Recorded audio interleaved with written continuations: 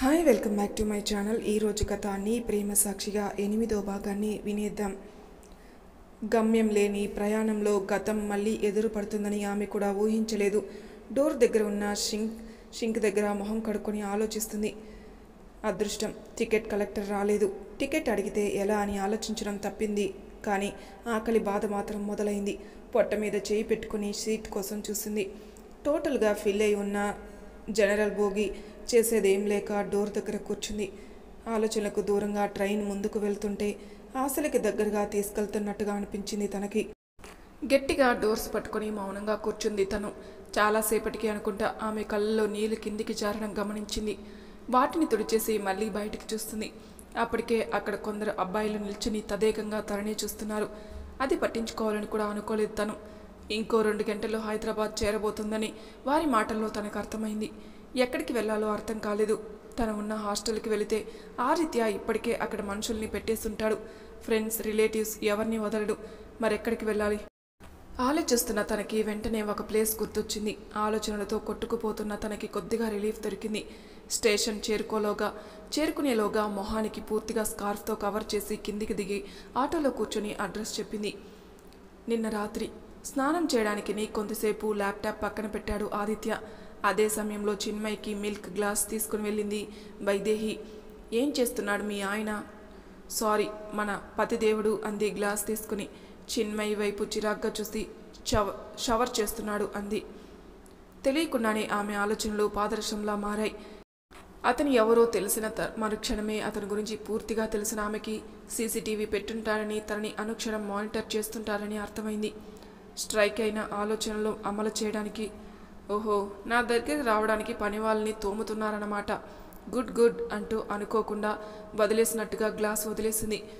అది చూస్తూ నేను మేడ్స్ని పంపిస్తాను అని వెళ్ళింది. తను వెళ్ళగానే బాల్కనీలోకి వెళ్ళింది. ఎలా తప్పించుకోవాలి ఆదిత్యకి దొరకకుండా అని చుట్టూ చూసి అక్కడున్న గార్డ్స్ని చూస్తున్న తనకి నిస్సత్తువ ఆవహించింది. చిన్నుకి పూర్తిగా అర్థమైంది అక్కడి నుండి బయటపడడం అసాధ్యమని. కళ్ళల్లో నీళ్లు వస్తుంటే వాటిని తప్పించుకోలేను. ఎదురు తిరిగితే నా వాళ్ళని బ్రతకనివ్వడు గాడ్ అనుకుంటూ వాడిలోని బీచ్ని చూడడం కన్నా చనిపోవడమే మంచిదేమో అని తొడి నిర్ణయానికి ఎలా అమలు చేయాలో అని ప్రణాళికను రచిస్తుంది. అందులో భాగంగా ఫ్రూట్ బౌల్ తీసుకుని ఆలస్యం చేయకుండా చేతితో గట్టిగా కోసుకుంటుండగా వచ్చింది మెయిడ్. డోర్స్ ఓపెన్ చేయకపోతే ఇప్పుడే అనుమానం వస్తుందని ఓపెన్ చేసింది. కేతి వచ్చి మరో మిల్క్ గ్లాస్ టేబుల్పై పెట్టి ఫ్లోర్ తుడుస్తూ ఉంది. తెలియని భయం మళ్ళీ ఆదిత్య వస్తాడని. తను చేసేలోగా చనిపోవాలనుకుంది. వెళ్తున్న తన చూపు అప్రయత్నంగా చిన్ను చేయిపై పడింది. ఏం చేస్తున్నారు మీరు అని చిన్మయి చేయి పట్టుకుంది. లోతుగా లేకున్నా కొద్దిగా దిగింది లోనికి. తెలుగులో మాట్లాడుతున్న ఆమెను చూస్తూ, తెలుగు తెలుసా నీకు అంది నొప్పిని పట్టించుకోకుండా. మాట్లాడలేదు తను. వెళ్ళిపోవాలని చూస్తూ ఉండగా చెప్పు అంది మళ్ళీ. భయంగా కెమెరా వైపు చూస్తుంది. ఆ ఇంట్లో తనకి తప్ప అందరికీ తెలుసు వీటి గురించి ఆలోచిస్తూ. ఆదిత్య స్నానం చేయడానికి తీసుకెళ్లారు అంది ఆమె భయాన్ని పొగుడుతూ. నెమ్మదిగా ఊపిరి తీసుకుంది. ప్లీజ్ హెల్ప్ మీ అమ్మ, ఇక్కడి నుండి తప్పించుకోవాలి నేను, లేదంటే చచ్చిపోవాలి, వేరే దారి లేదు నాకు. కేతి చేతులు పట్టుకుంది. ఎందుకో తెలియదు ఆమె కళ్ళల్లో నీళ్లు గంగా ప్రవాహం అయ్యాయి. అయ్యో క్షమించండి, మీరు హెల్ప్ చేయకపోయినా పర్వాలేదు, ఏడవకండి అంటున్న తనని ఆపేస్తూ, కిందికి వెళ్ళి నేను సెక్యూరిటీని వెనక్కి పంపిస్తాను, మీరు బాల్కనీలో నుండి కిందికి వచ్చేయండి అంటూ ఒక్క నిమిషం ఆగి 2 ఫ్లోర్లు రాగలవా అంది. హా అంటూ నిజంగా హెల్ప్ చేస్తారా అంది. ఇంకా ఆశ్చర్యంగానే ఉంది తనకి. చిన్నగా నవ్వి తల నిమిరి, ఒకప్పుడు ఇదే రూమ్లో నా కూతురు ఇలాగే చచ్చిపోయింది, ఇప్పుడు నువ్వు అదే మాట అంటున్నావు. అప్పుడు తనని కాపాడలేకపోయినా ఇప్పుడు నిన్ను కాపాడే అవకాశం వచ్చింది అని చెప్తూ, సరే నేను వెళ్తాను, మీరు బాల్కనీలో ఎదురు చూడండి అంది. ఏమైంది మీ కూతురికి? బ్రుకుటి ముడిచి అడిగింది. బయటకు ఒకసారి చూసి ఇంకా ఆదిత్య రాకపోవడంతో, పని కోసం వచ్చానమ్మా, నాతో పాటు నా కూతురు ఇక్కడే ఉండేది, వర్కర్స్ క్వార్టర్స్లో. 18 ఏళ్ళు నిండని నా కూతురుపై ఈ నీచుడి కన్ను పడింది. అమ్మగారు ఇంట్లో లేనప్పుడు వీడు ఇదే గదిలో నా కూతురిని అంటూ ఆపేసింది. చిన్మయి కళ్ళల్లో నీళ్లు. అదంతా భరించలేని నా కూతురు కత్తితో పొడుచుకొని చచ్చిపోయింది. తర్వాత కూడా బాడీ దొరకకూడదని నా మొగుడికి డబ్బులు ఇచ్చారు కేసు లేకుండా. నేను వినలేదు, ఎదురు తిరిగాను. నన్ను చంపాలని చూశాడు. తులసమ్మగారు అడ్డుపడ్డారు, నా కాళ్ళు పట్టుకున్నారు. కూతుర్ని పోగొట్టుకున్న నేను ఆమెకి కొడుకుని దూరం చేయలేకపోయాను. ఆ తర్వాత కూడా అతన్ని ఎదిరించే వాళ్ళు ఎవరూ లేకుండా పోయారు. అప్పుడే వైదేహి అమ్మతో పెళ్లి జరిగింది. అయినా మార్పు రాలేదు. తల్లి తండ్రి లేని ఆవిడ ఆస్తి అంతా రాయించుకున్నాడు. ప్రతి రూపాయికి వాడి మీదే ఆధారపడేలా చేస్తాడు. కొన్ని రోజులకి శరీరం చతికిల పడింది. అప్పుడు చాలా రోజుల పాటు గదిలో మగ్గిపోయాడు. పాపం వైదేహి గారు బాధ్యత అంతా నెత్తనెత్తుకున్నారు. ఒకానొక సమయంలో విసుగొచ్చి అతన్ని చంపేయాలనుకున్న తదనంతరం ఆస్తి అంతా కుటుంబంలో ఏ ఒక్కరికి చెందకుండా వీలు రాయించాడు. ఇంట్లో వాళ్ళు కాదు, మాలాంటి వాళ్ళు వాడిని చంపాలనుకున్న చేతకాని దానిలా ఉండిపోయాను. నా మొగుడు పోయాక నేను వెళ్ళిపోవాలనుకున్నాను, కానీ తులసమ్మ గారి కోసం ఉండిపోయాను. ఇప్పుడు కూడా నేను అదే ఆలోచిస్తే నువ్వు చచ్చిపోతావని తెలుస్తుంటే ఎలా ఊరుకోగలను చెప్పింది. ఆదిత్య గురించి తనకు తెలిసిందే కాదు, ఇంకా చీకటి కోణం వెలుగు చూస్తుంటే ఏమీ చేయలేని అసహాయతకు తల వంచుకుని అంటూ మా అమ్మని కూడా తీసుకెళ్ళాలి అంటూ ఉండగా తల నిమిరి అలాగే అని వెళ్ళిపోతున్న ఆమె ఫోన్ తీసుకుని బాత్రూంలోకి వెళ్ళి సునీల్కి కాల్ చేసి ఏం చేయాలో చెప్పి మళ్ళీ ఇచ్చేసింది. అప్పుడే ఆదిత్యని వీల్చైర్లో మళ్ళీ తన రూమ్లోకి తీసుకెళ్లడం గమనించింది. అనుకున్నట్టుగానే ఎన్నో ఏళ్లుగా పనిచేసిన ఇంట్లో నుండి ఎవరూ చూడకుండా తనని తప్పించడం పెద్ద కష్టం కాలేదు కేతికి. బస్టాండ్, రైల్వే స్టేషన్ కాకుండా తెలిసిన వాళ్ళని ఒప్పించి విజయవాడ తీసుకెళ్ళడానికి డబ్బులిచ్చింది. ఆమెని రమ్మంటున్నా తిరస్కరించి వాళ్ళని మాత్రం క్షేమంగా పంపించేసింది. చిన్నుకు తెలుసు చాలా పెద్ద రిస్క్ తీసుకుంటున్నానని. దొరికితే ఎప్పటి జీవితం, కానీ ఒక్కసారిగా దొరకకుండా వెళితే తన కుటుంబాన్ని అయినా రక్షించుకోవచ్చు అనుకుంది. అనుకున్నట్టుగానే తప్పించుకుంది ఇప్పుడు. కానీ కేతి దొరికితే తనని ఏం చేస్తారనే బాధ మాత్రమే ఇప్పుడు చిన్మయిని తొలిచేస్తుంది. ఆలోచనలో ఉండగానే ఆటో దిగింది. ఇవ్వడానికి తన దగ్గర డబ్బులు లేవు. 2 నిమిషాలు అంటూ లోపలికి వెళ్ళిన తర్వాత ఒక అబ్బాయి వెళ్ళి మనీ ఇచ్చేశాడు. ఆ రోజు కడుపు నిండా భోంచేసి తృప్తిగా పడుకుంది. భయపడ్డానికి తనకంటూ ఎవరూ లేనప్పుడు బాధపడడానికి ఇంకా కోల్పోయేది ఏమీ లేదు. అందుకే బాధ భయం లేకుండా ప్రశాంతంగా కళ్ళు మూసుకుంది. తర్వాత రోజు ఉదయం మరోసారి ఆలోచించుకోమ్మా ప్రేమగా చెప్పింది ఆవిడ. ఆలోచించుకోవడానికి ఏం లేదు మదర్, నిర్ణయం ముందే తీసుకున్నాను, ఆచరణలో పెట్టడమే మిగిలింది అని చెప్పి తన కోసం తెచ్చిన డ్రెస్ తీసుకుని రెడీ అయింది. అబార్షన్ అంటే మామూలు విషయం కాదమ్మా. నీ భర్త ఎవరు, ఎందుకు అబార్షన్ చేసుకున్నావు అని ప్రశ్నల వర్షం కురిపిస్తారు. పెళ్లికి ముందే తల్లివి అయ్యావంటే అందరూ ఎన్ని ప్రశ్నలు వేస్తారో తెలుసా? పర్లేదు, పెళ్లికి ముందే తల్లినయ్యానని చెప్తాను దృఢంగా చెప్పింది. అంత దూరం ఎందుకు ఆలోచిస్తున్నావు చిన్ను? అతనెవరో నాకు చెప్పు, నేను మాట్లాడతాను అతనితో అంది. అవసరం లేదు, నాకెవరూ లేరు మదర్. ఇప్పుడుంది ఈ ఆశ్రమం. మీరు కొన్ని రోజులు ఏదో ఒక జాబ్ చూసుకొని ఇక్కడ నుండి వెళ్ళిపోతాను అంది. అంత ఖచ్చితమైన తన నిర్ణయం మొహంలో కొద్దిగా కూడా భయం తాలూకు చారలు కానీ తప్పు చేస్తున్నాననే గిల్టీ ఫీలింగ్ లేకపోవడం చూస్తూ నీ మీద నాకు నమ్మకం ఉంది చిన్ను, నీకు నచ్చినట్టుగా చెయ్యి అంది ఆవిడ. ఆవిడతో పాటు వస్తూ స్కార్ఫ్ మొహం నిండా చుట్టింది తను. ఎప్పుడు మొహానికి వేసే మాస్కులు ఇష్టపడని చిన్మయి స్కార్ఫ్లో చూస్తూ జరగకూడనిది ఏదో జరిగిందని అర్థమైన మదర్ ఎప్పుడూ లేనిది స్కార్ఫ్ ఏంటి చిన్ను అని అడిగింది. ఊరికే ఎండగా ఉంది కదా అంటూ ఆవిడకి ఏమీ చెప్పకుండా స్కార్ఫ్ తీసేసి నడుస్తుంటే సైలెంట్గా వెనకే వెళ్ళింది మదర్. పక్కనే తనకి తెలిసిన క్లినిక్ ఉండడంతో చిన్మయిని తీసుకెళ్లారు ఆవిడ. కొద్ది దూరం వెళ్ళిన వారిని ఎవరో పిలిచినట్టు అనిపించింది. పట్టనట్టుగా వెళ్ళిపోయారు. ఏయ్ అంటూ మళ్ళీ గట్టిగా వినిపిస్తుంటే వెనక్కి చూస్తుంది. అతని చేతుల్లో ఉన్న ఫోటోని చిన్మయిని మార్చి చూస్తున్నారు వాళ్ళు. అప్పటి వరకు ఉన్న సంతోషం మాయమైంది ఆమెలో. భయంతో చిన్నులో వణుకు మొదలైంది. వాళ్ళు ముందుకు పరిగెత్తుకుని వస్తుంటే ఎవరు చిన్ను అంది మదర్. మీరు వెళ్ళిపోండి ఇక్కడి నుండి, వాళ్ళకి దొరికితే బ్రతకనివ్వరు మదర్ భయంగా అంది. అంటుండగానే వాళ్ళు దగ్గరగా వచ్చేశారు.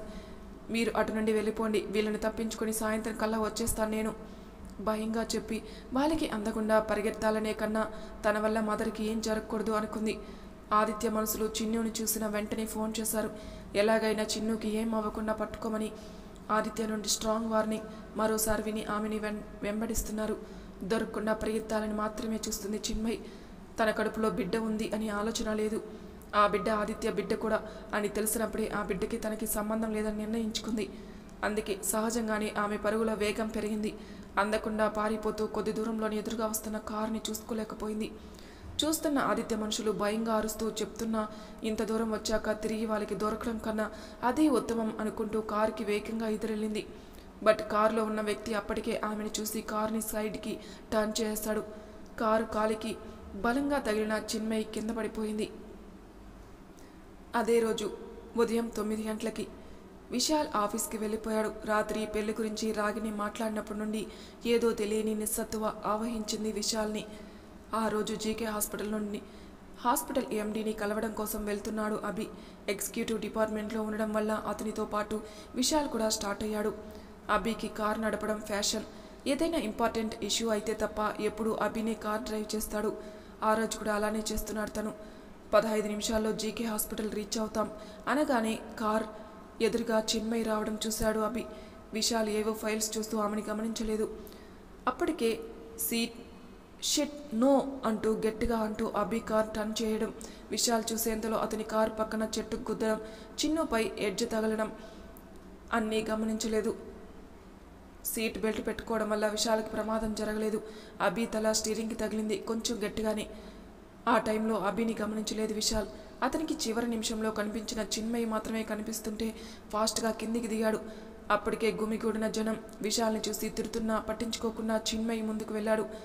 ఎక్కడా తగలేదు, కానీ నీస్ దగ్గర లెఫ్ట్ నీకి కార్ బ్యానెట్ ఎడ్జ్ తగిలింది. నొప్పి ఎక్కువగా ఉండడంతో బాధగా మూలుగుతూ కూడా వాళ్ళు వచ్చేస్తారేమో అని భయంగా చుట్టూ చూస్తున్న తన కళ్ళెదురుగా ఆరాటంగా తన వైపు అడుగులు వేస్తున్న విశాల్ని చూస్తూ కళ్ళు చిట్లించింది. తన ముందు కూర్చుని నీపై చెయ్యి పెట్టగానే విసుగ్గా అతన్ని తోసేసిన విశాల్ అదేమీ పట్టనట్టుగా పద హాస్పిటల్కి వెళ్దాం అని చెయ్యి పట్టుకోగానే విసుగ్గా తోసేబోయిన చిన్నుకి దూరంగా చూస్తున్న వాళ్ళని చూసి ఇంత చేసి వాళ్ళకి దొరకడం వృధా అనుకుని విశాల్కి చెయ్యి అందించింది. తనని పట్టుకొని అమాంతంగా ఎత్తుకొని తీసుకెళ్లి కారులో కూర్చోబెట్టాడు. అప్పుడు చూసింది ముందు డ్రైవింగ్ సీట్లో తల స్టీరింగ్కి పెట్టుకున్న అతన్ని. వెనుక నుండి కనిపిస్తున్న కోట్ చూడగానే అతను డ్రైవర్ కాదని అంచనాకొచ్చింది. సార్ అంటూ విశాల్ తడుతూ స్రోలో లేని అభిషేక్ని తీసుకెళ్లి చిన్మయి పక్కన కూర్చోబెట్టగానే అతను ఆమె మీదకి ఒరిగిపోయాడు. చిరాగ్గా ఉన్న చిన్మయిని చూసి మా బాస్ అతను నిన్ను చూసి చాలా రిస్క్ చేశాడు, ప్లీజ్ కొద్దిగా ఓపిక పట్టు అని కంగారుగా డ్రైవ్ చేస్తూ దగ్గరున్న హాస్పిటల్ వైపు వెళ్ళాడు. ఆమె చిరాకు అభి వల్ల కాదని అతన్ని చూడడం వల్ల అని విశాల్కి ఆల్మోస్ట్ ఆ టైంలో అర్థం కాలేదు. చిన్మయి తప్పించుకుందా అక్కడి నుండి? అసలు ఊహించలేకపోయాడు అతను. కానీ ఎలా? ఆదిత్య సైలెంట్గా ఎలా ఉన్నాడు అర్థం కావడం లేదు అతనికి. కానీ చిన్నుని మళ్ళీ చూడడం మాత్రం విశాల్కి పట్టరాని హ్యాపీనెస్నిస్తుంది. కలలో మాత్రమే, కానీ సంఘటన ఎదురుగా నిజమే కనిపిస్తుంటే ఆమెతో గడిపిన నెల రోజులు అతనికి మళ్ళీ గుర్తుకు వస్తున్నాయి. తల భారంగా మారి అభి తలలో నుండి బ్లడ్ వస్తుంటే అది చూసి ఆమె మెడ చుట్టూ ఉన్న స్కార్ఫ్ తీసి అతని గాయం ఉన్న చోట ప్రెస్ చేస్తూ ఉంది. సరిగ్గా 10 నిమిషాలకి జీకే హాస్పిటల్ మెయిన్ గేట్ ముందు కారు ఆపేసి లోపలికి పరిగెత్తాడు. అభిషేక్ భరద్వాజ్కి యాక్సిడెంట్ అని తెలియగానే అక్కడ అందరూ అలర్ట్ అయ్యారు. ఒక్కసారిగా ఫాస్ట్గా వెళ్ళి డోర్స్ ఓపెన్ చేసి చిన్మయి షోల్డర్ మీద పెట్టుకున్న అభిని తీసుకుని ఒకరు వెళ్తుంటే ఆవిడికి కూడా కాలికి తగిలింది. షీఈజ్ ప్రెగ్నెంట్ అని చెప్పాడు విశాల్ వైపు కూడా చూడకుండా వారు తీసుకెళ్తుంటే వెళ్ళిపోయింది తను. ఇద్దరిని లోపలికి తీసుకెళ్లిన తర్వాత విశాల్ అరవింద్ గారికి ఇన్ఫామ్ చేశారు. గంటలో రాధ అరవింద్ హాస్పిటల్కి చేరారు. Abhi condition out of danger, just నార్మల్గా తగిలింది, స్టిచెస్ వేశాం, అరగంటలో స్రోలోకి వస్తాడు అని చెప్పగానే చిన్ను దగ్గరికి వెళ్ళిపోయాడు విశాల్. ఇక్కడ అభితో తనని చూసిన వారు అభిషేక్ వైఫ్ అనుకుని స్పెషల్ కేర్ తీసుకుంటున్నారు చిన్మయికి. మధ్య మధ్యలో సార్కి ఏం అవ్వదు madam, he's out of danger అంట, కొద్దిసేపట్లో స్లో వస్తుందంట అని అభి అప్డేట్స్ అన్నీ తనకి చెప్తుంటే తనని అభిషేక్ భార్య అనుకుని ఇలా స్పెషల్ కేర్ తీసుకుంటున్నారా అనుకుంటూ వారు చెప్పినట్టుగా వింటూ మెడికల్ టెస్టుల కోసం వెళ్ళింది. తన కాలికి దెబ్బ తగిలిన ప్లేస్లో బ్లడ్ వస్తుంటే దానికి స్టిచెస్ వేసి మిగతా చెకప్స్ కోసం తీసుకెళ్లారు తనని. నేను అభిషేక్ భార్యని కాను అని చెప్పకుండానే మౌనంగా అన్ని చెకప్స్ చేసుకోవడానికి ఒప్పుకున్న చిన్మయిని ఆశ్చర్యంగా చూస్తున్నాడు విశాల్. మాట్లాడడానికి ఆమె వెనకే వెళ్ళిన విశాల్ని పట్టించుకోకుండా బ్లడ్ ఇచ్చేసి గైనకాలజిస్ట్ దగ్గరికి వెళ్ళడం చూసి అవసరం లేదు, ఐఎమ్ గుడ్ అంది నర్స్తో. ఒకసారి చూపించుకోండి మేడం, తర్వాత ప్రాబ్లం వస్తే మమ్మల్ని అంటారు అంటూ చిన్ను మాట్లాడడానికి అవకాశం ఇవ్వకుండా ఆమెని తీసుకెళ్ళింది. 15 మినిట్స్ తర్వాత మీరెళ్ళండి, రిపోర్ట్స్ పంపిస్తాం అంటూ తనని తీసుకెళ్లారు. 20 మినిట్స్కి అభికి మెలకువ వచ్చింది. డాక్టర్ అయిన రాధ తల్లి కదా, అతని దగ్గరికి వెళ్ళి హత్తుకుంది. చిన్నగా స్మైల్ చేసి ఐఎమ్ గుడ్ అమ్మా అన్నాడు. అరవింద్ కూడా పలకరించిన తర్వాత వస్తున్న డాక్టర్ని చూస్తూ నాతో వచ్చిన అమ్మాయి ఎలా ఉంది డాక్టర్ అన్నాడు. ఆ అమ్మాయి ఎవరు ఆశ్చర్యంగా అడిగింది Radha. She's out of danger Abhi, థైకి దెబ్బ తగిలింది, కొన్ని రోజులు రెస్ట్ అవసరం, కడుపుతో ఉంది కదా, కేర్ఫుల్గా ఉంటే మంచిది అంటూ చేతిలో ఉన్న చిన్మయి రిపోర్ట్స్ అభికిస్తూ జాగ్రత్తగా చూసుకోండి మీ వైఫ్ని అని అభిని చెక్ చేసి వెళ్ళిపోయాడు. ఆమె తన భార్య అని పొరపాటు పడ్డారని అభికి అర్థమైనా అప్పటి వరకు డాక్టర్ ఎవరి గురించి చెప్పాడో అర్థం అవ్వని అతని పేరెంట్స్ మాత్రం వింతగా అతని వైపే చూస్తున్నారు. మరి తర్వాయి భాగంలో ఏం జరుగుతుందో నెక్స్ట్ ఎపిసోడ్లో తెలుసుకుందాం. అంతవరకు నా ఛానల్ని సబ్స్క్రైబ్ చేయని వాళ్ళు ప్లీజ్ సబ్స్క్రైబ్ చేసుకోండి, లైక్ చేసి షేర్ చేయండి, మీ అభిప్రాయాలు నాకు కామెంట్ రూపంలో తెలియచేయండి. Thank you for listening.